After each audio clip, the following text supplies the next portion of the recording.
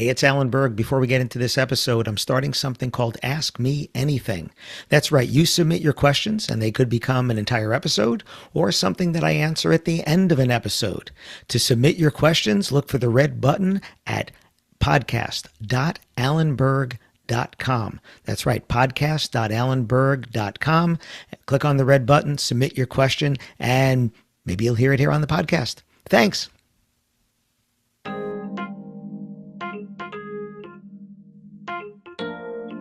How can you embrace change better? Listen to this episode. See where I'm going. Welcome to another episode of the Wedding Business Solutions Podcast. I'm your host, Alan Berg. I'm a speaker, author, sales trainer, website reviewer, and I help businesses like yours sell more, profit more, and have more fun doing it. Enjoy this episode. Hey, it's Alan Berg. Welcome back to another episode of the Wedding Business Solutions Podcast. I just came back from doing a sales training with a group, and something that's very common is for people to resist the changes that I'm proposing. And I don't expect everybody to do everything that I say, but the reason that people bring me in for sales training is because they want to do something different, right? You know, the old thing, it's either insanity or futility, the definition being if you do the same thing the same way and expect a different result.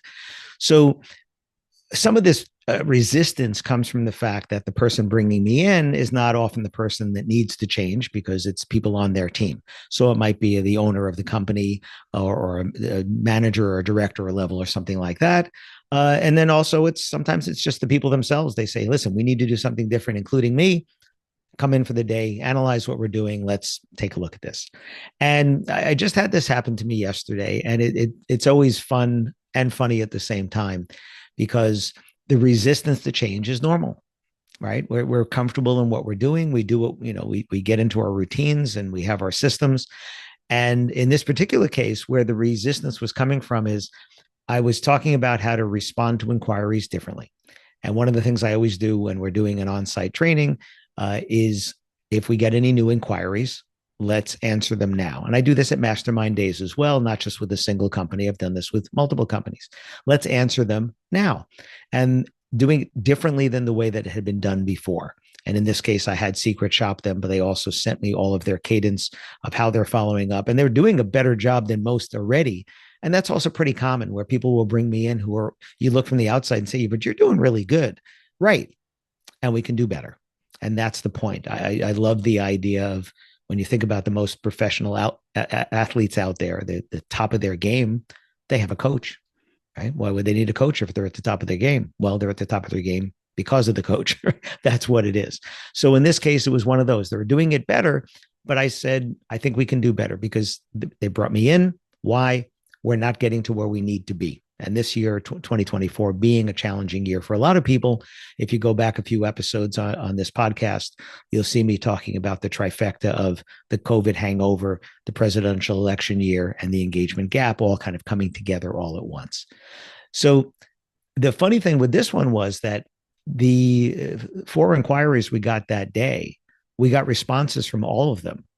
And that's not typically what happens for this company or for many people, probably most of you listening here. You respond right away and then you don't hear back. You don't hear back today. Sometimes you don't hear back at all. Sometimes it takes a few days. Sometimes you have to follow up a few more times. But in this particular case, all 4 of the people that reached out all responded to us. And we went back and forth and we had some tour times potentially scheduled and things like that. But that's not normal. And the concern was that if people are responding that quickly, that's going to take me away from some of the other duties that I have here at the company, which is what we'd call a good problem, right? That's what we would call it, a good problem. And what that means is other things probably have to change as well. So maybe the way that the procedure is done needs to change so that if someone is too busy responding to inquiries, that's a good thing because people are actually responding and not ghosting. Do we need more people to be able to handle the other workload? Do we need to divide the workload differently? Just different things like that. So how are you with change? How do you handle change? Or do you embrace change? Do you like the unknown? Do you like trying something new and taking some risks with that? Because it's always risky for change because you don't know what the results are going to be. Or do you avoid it at all costs? When someone comes to me and says, I'm thinking of changing the way I do my advertising and marketing, or I'm thinking of trying something else, I almost always say to them, okay, that's cool, right? Why? Right? What is it about that audience? Because if you've heard me talk about this before, if you read this in my books, we want to think of the three things being the geographics of that audience. Where are they? The demographics being the measurable things, age, income, sexual orientation, education, things like that, the things that you can quantify. But then the psychographics, what is it about that audience that you think would attract them to the kind of results that you provide and the type of business and people that you are? So before you go and do that, don't stop doing what you're doing that's bringing you leads. Now, if you're doing something that's bringing you no leads, you have to ask yourself a couple of questions. If it's bringing you no leads at all, is it the right audience? Are you fishing with the right bait? In other words, do you have the right photos, the right text, the right SEO, and all those things to get those people? Right? Or are you getting leads and they're not converting? And most people at that point blame the lead source instead of looking in the mirror and blaming themselves. I was saying this yesterday to the boss of this company. The first place I look when things aren't going well is in the mirror. If it happens on my watch, it's my responsibility. That's it. Doesn't mean that I did it. It's my responsibility for those results because it's happening on my watch. I did that when I was VP of sales at The Knot. Anything that happened on my watch was my responsibility. And that's why I believe if you are managing people, don't just give them a responsibility, give them the authority to make those decisions so that they can get to the results that they want. Okay, but I digress. Coming back in here to change. So change is about trying something else. And if it comes to advertising and marketing, if things are bringing you leads, even if it's not the kind of business you want or as much as you want, to drop that is to cut off that pipeline for an unknown. So before you do that, try something new. And I was talking to a friend of mine in Texas, and he was thinking of throwing more money into Facebook ads and things, or Instagram or TikTok. And if you've heard Mark Chapman on this podcast, you've heard him say that you have to invest $10 to $15 a day, $10 to $15 a day to say that you've given it a really good shot. And if you're not giving it that much money, you can't say you've given it a really good shot, know if it works. And in this particular case, this friend was thinking about dropping something else to go and do social, but didn't think it was going to cost that much to do the social. I said, well, it doesn't have to, but if you want it to work, it does. And that's the same with any advertising, marketing, networking. If you're taking a booth at a wedding expo, and you take the smallest booth in the back, in the corner where the lighting isn't that good because it was cheap, you really didn't give it a chance to say, hey, wedding expos work for me or not. But if you take a decent sized booth at a decent place, okay, now you can say, all right, I've given it the best placement.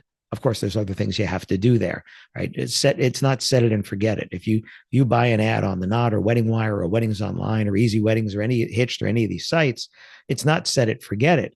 You have to make sure you have the most recent photos. You have photos showing emotion and results. You have a great text there. You have recent reviews. You've responded to those recent reviews, right? These are all active participation things that you need to do on these sites to say that it worked.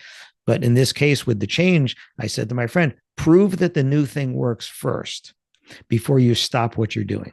And then the other thing is, can you make what you're doing work better? And that's what I did with this client just the other day. I didn't do anything to change the leads that were coming in. I had no authority to do that. They were doing what they were doing. And when I showed up that day and those leads came in, they came in because of what they did. The fact that all four of them responded to us while I was there, and some of them multiple times, that's because of the change that I suggested and that they did. And I have to say, one of the people that was typing responses, and I suggested, okay, do this, short one question at the end. If you guys have heard or read anything I'm doing, any message, I was going to say email, but any message, email, text, WhatsApp, social messaging, messaging on the Knot Wedding Wire or any of those sites. If you want a reply, you need to end with one question at the end in its own paragraph. So when they scan, they'll see that. Well, this is a much shorter message with no attachments and no links than they were used to doing. And one person is like, I think I want to throw up because it's so uncomfortable to do something that's so different than what they were doing. And then when they're getting a reply, I said, you just replied to that bride 3 times, right? Like she got back to you from from her inquiry, you responded, she got back to you, you got back to her, she got back to you, you got back to her, she got back to you. I said, does that normally happen? And she said, no. I said, then why would you want to throw up? Because it's working. It's working. Now, it's showing that what you were doing before maybe didn't work as well as this because it was different. Now, time will only tell. I'll be following up with them to see if these people are coming in for tours because it's a venue, coming in for tours and actually booking, because there's other steps in there, right? Getting them in for the tour is a step, doing the actual tour is a step, asking for the sale is a step, following up if they don't book today is a step, right? All those other things, but they're pretty good and buttoned down on that. What we needed is more people to go from inquiry to the conversation, and then the conversation to the tour. So let's go back and think about change here. I used to resist change just like everybody does, right? We get comfortable with what we do. But if you look back and see what you've already accomplished, if you look back and see things that you're doing now, they're a result of change. You being in the position that you're in, whether you own a company, work for a company, whatever, that's a result of change because you didn't always do that. Maybe some of you did, but you didn't always do that.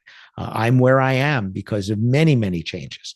The first of which was, quitting a job that I was making really good money, had a company car, had fully paid benefits. My wife was pregnant, our other son was turning 3, and you would think we were living the high life, except I hated what I was doing. And I took a leap of faith into a new industry that I knew nothing about. I had never done outside sales. I had never done cold calling, and I had never worked on straight commission with no salary draw guarantee or minimum. And it makes no sense on paper to do that when my wife is pregnant at home and not working, and our other son's turning 3, and I don't even have a car. I have to turn in the company car. It made no sense, but I wouldn't be here today if it wasn't for that. And then if we didn't buy the franchises of the wedding magazines, it wouldn't have led to the next thing, which was selling them back to work for the franchisor, which led to the not buying the company, which led to me being VP of sales. And then, in 13 years ago, going out on my own, and instead of going to work for somebody else, going out on my own. And all these things are just changes. So you look back and you take some of these things for granted, but think of how you got where you are, how many changes were involved in getting there. And isn't that where the good stuff happens? And yeah, sometimes it doesn't work out right, but that's okay too, because that's a learning experience. So have you learned to embrace change? Can you learn to embrace change? I hope you can. And I hope this gives you maybe a little push. Thanks for listening. Thanks for listening to this episode of the Wedding Business Solutions podcast. If you liked it, please subscribe to this channel and post a review on your chosen platform, Apple Podcasts or whichever one. If you have any questions about anything in this episode or any of my episodes, email me directly at alan@weddingbusinesssolutions.com or visit my website, alanberg.com, alanberg.com. If you have any suggestions for future topics or guests that you'd like to see, please again, email me or visit my website. Thanks for listening.